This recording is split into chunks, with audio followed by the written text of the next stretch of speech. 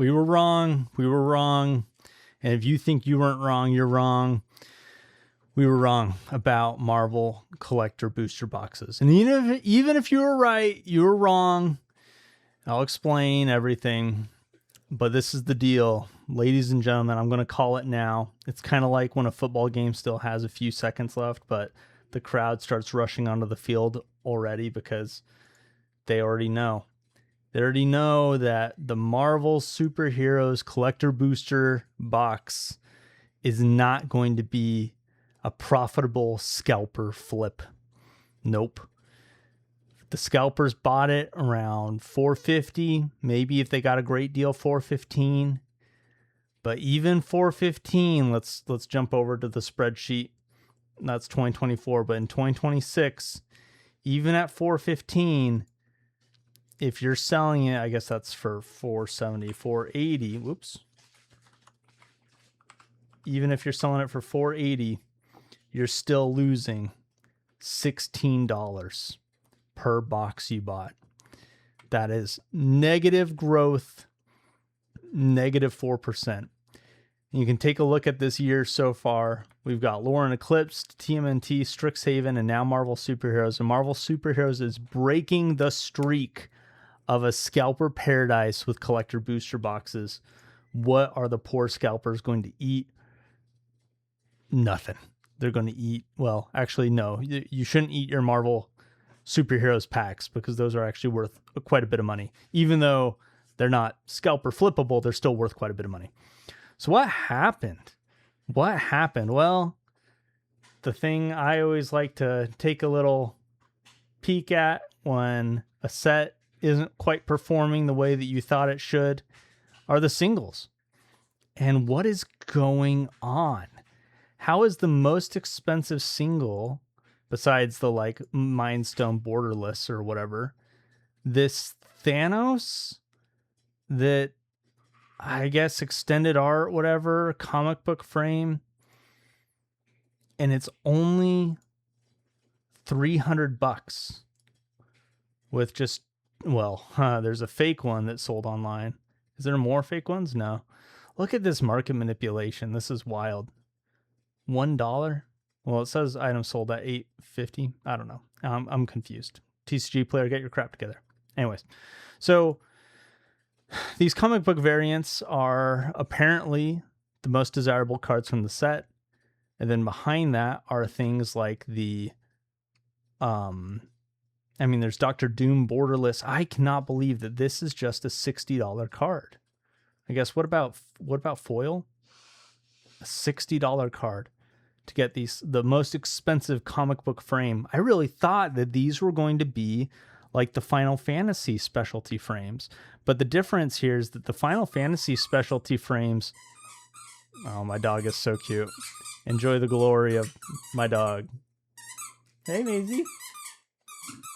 Heaven help us. Okay, so the difference between Final Fantasy and this Marvel set is that Final Fantasy had Surge foil. And this Marvel Superheroes, there actually is not Surge foil. There's just regular foil. There we go. Unbeatable Squirrel Girl pre-ordering for $20. My goodness. And then foil, $70. Okay. Respectable. Well, yeah, I'm calling it, friends. This set is just not going to be the money maker cash cow that previous summer sets have been. Final Fantasy was a banger of a set. Quite a bit of money went to the people who pre-ordered Final Fantasy. Even Modern Horizons 3, the previous summer set, was quite successful. You know, we can take a... Oh, man. I mean, this is crazy. Like, this is crazy that this is the first negative set of the year is Marvel Superheroes, which makes a little bit of sense since the starting price point was so high. But you look at the last time we had a negative performing set, you know what it was? It was Avatar. And before that, it was Spider-Man, which is crazy that the people were right. Fine, I'll say it. Some of you were right that this Marvel set is like a Spider-Man Part 2. Now, it's not quite that bad, right? I don't think anybody truly believes that this is like a Spider-Man Part 2. But where am I going with this? What I want to point out is that it's so interesting, this trend and this pattern of collector booster boxes and how they perform, what goes up, what goes down, etc. So in 2 years later, since 2024, this isn't tracking like what 2024 was in 2024, but 2 years later, 2024 booster boxes are looking pretty good, right? The only one that doesn't have double-digit gains is Murders at Karlov Manor, which so far only has like a 6% gains. And that's if you bought it for $240 and you're selling it. Oh, is this right? Yeah, the selling price is like around 220, 240, or sorry, 320, 340, somewhere around there. You net like $30. Let's update that. Yeah, so it's still not quite double digits returns, but still quite good. 2024 had, but every single set positive return since 2 years ago. 2025, I think a lot of people, at least a lot of my viewers, agree that Spider-Man is not going to sit at $350 a booster box for forever. The price will go up. The question is, how long will it take? And the answer to that is, well, certainly longer than 9 months. It's been 9 months or maybe even more, and the price has not gone up. Some booster boxes from last year, though, have gone up.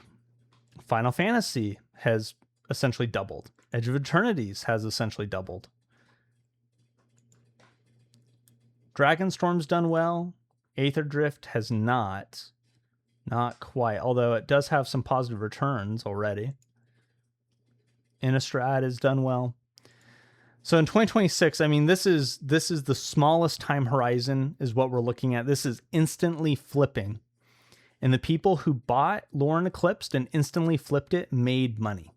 And the people who bought Team NT and instantly flipped it made money. Now, when I say bought, you need to buy it at the right price. You need to find the Patreon or the local game store or whatever that's going to give you a great deal.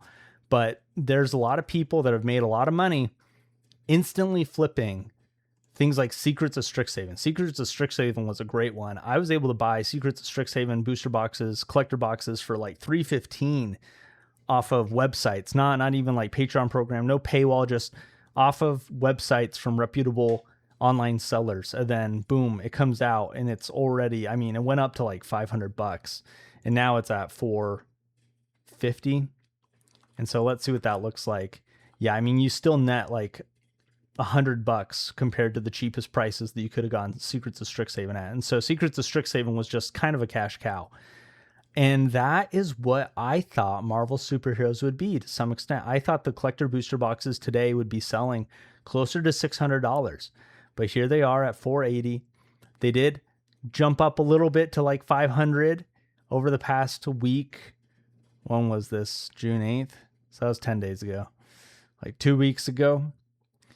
But alas, and this isn't even like the dirty scalpers that don't own a trading card store can't sell on TCG Player yet. They could be selling on eBay. Which actually I'm kind of curious. What does this look like on eBay? Let me open this up. Marvel Superheroes Collector Booster Box. Thank you, eBay. You know what I want. Yeah, $460. That's crazy. $460 when the pre-order prices for these were like $450. Yeah, so what's the point? What's the takeaway? Wrapping this up. The takeaway is that not every set can be a winner, right? And you know what they say, like, stay the course, blah, blah, blah. I kind of hate that talk, but here I am. If you're going to play this game, the game of buying Magic products in the hope that you buy low and sell high, not everything is going to be a winner. Sometimes the general sentiment in the community is that a set isn't going to be good, and sometimes the community is right. And Marvel Superheroes is just kind of meh. The cards inside aren't expensive, and the boxes themselves cannot hold a high price point. Here we are. It is what it is.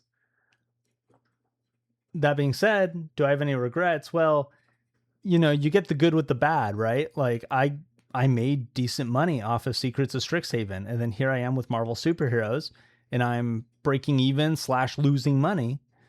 It's not an incredibly high amount of money I'm losing, just to point out. I mean, let me share my screen again.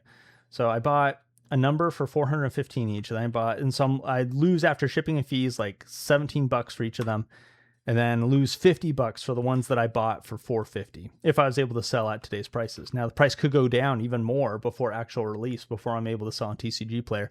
I could sell on eBay right now, but I don't know. I'm not a big fan of selling things before I have the product physically in my hand. I've done it before, but I don't know. I'm just not sure about it. So sometimes you win, sometimes you lose. But hey, check out a win though for all the dirty scalpers out there was if you got a hold of these cat secret lairs. I mean, this is crazy. I cannot believe that the Witch's Familiar secret lair is selling for $100. Very surprising to me. The Chaos Cats of Chaos selling for 80, 70, $80. And then of course the Per Majesty is the one that really performed well, selling for like $140. Crazy. I did not anticipate that at all. But here we are, and these secret lairs are selling. So point is, if you want to play this game, the Scalper Scanner 5000, you buy low, try to sell high. Sometimes you're going to get burned. Sometimes there's going to be a Marvel Superheroes, but what you going to do? So yeah, I'm going to sell, I'm going to lose some money, and then I'll have the cash to play the next round. And I anticipate that throughout the year, like I'm certainly up quite a bit positive from all the other collector booster boxes that I pre-ordered and sold. And I anticipate that I will continue to do well pre-ordering and selling collector booster boxes later. But who knows? Maybe I'll be making a video like this one 6 months from now being like, oh man, The Hobbit was a dud. Star Trek was a dud. Reality Fracture was a dud. You know, I should have just stopped with Marvel Superheroes. Maybe that could totally happen, but I doubt it.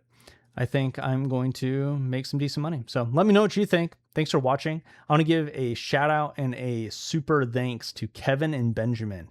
They are my patrons, and they are funding and supporting this channel in a way that I just want to give special thanks to Kevin and Benjamin. So check out the links below.